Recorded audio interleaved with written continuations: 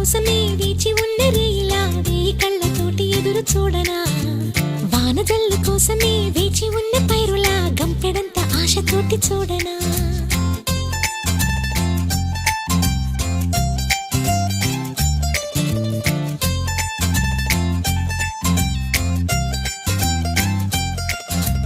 జోల పాట కోసం